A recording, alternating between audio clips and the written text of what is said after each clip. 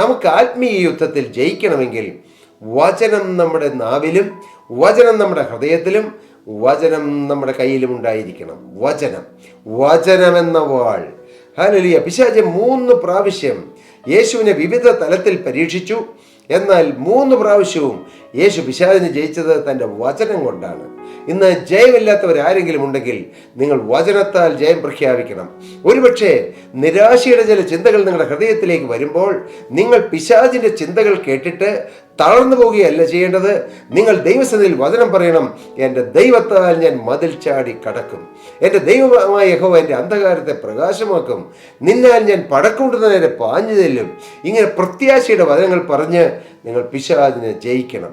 ഒരുപക്ഷെ നിങ്ങൾക്ക് രോഗങ്ങൾ വരുത്തി പിശാച് നിങ്ങളെ തളർത്താൻ നോക്കുമ്പോൾ നിരാശപ്പെട്ടു പോകരുത്. യെശയ്യാ പ്രവാചകന്റെ പുസ്തകം 53-ാം അധ്യായത്തിൽ എഴുതിയിരിക്കുന്നത് പോലെ സാക്ഷാൽ നമ്മുടെ രോഗങ്ങളെ യേശു വഹിച്ചു, നമ്മുടെ വേദനകളെ യേശു ചുമന്നു.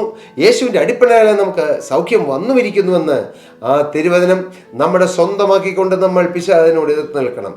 രോഗത്തിൻ്റെ പിന്നിൽ വ്യാപരിക്കുന്ന ആ അന്ധകാരത്തിൻ്റെ പൈശാചികൻ്റെ ശക്തിയെ നാം ജയിക്കണം. എങ്ങനെ ജയിക്കണം? ഓ ദുഷ്ട പിശാചേ, സാക്ഷാൽ എൻ്റെ രോഗങ്ങളെ യേശു വഹിച്ചതാണ്. സാക്ഷാൽ എൻ്റെ വേദനകളെ യേശു ചുമന്നതാണ്. യേശുവിൻ്റെ അടിപ്പിണരാൽ എനിക്ക് സൗഖ്യം കർത്താവ് 2000 വർഷം മുമ്പ് കാൽവറിയിൽ നേടിത്തന്നതാണ്. ഞാനത് വിശ്വസിക്കുന്നു. അന്ന് യേശു ക്രിസ്തു ക്രൂശിലേക്ക് പോയപ്പോൾ എൻ്റെ രോഗം കൂടി യേശു വഹിച്ചുകൊണ്ടാണ് പോയത്. യേശു വേദനയേറ്റപ്പോൾ എൻ്റെ രോഗം കൂടി അവിടുന്ന് വഹിക്കുകയായിരുന്നു.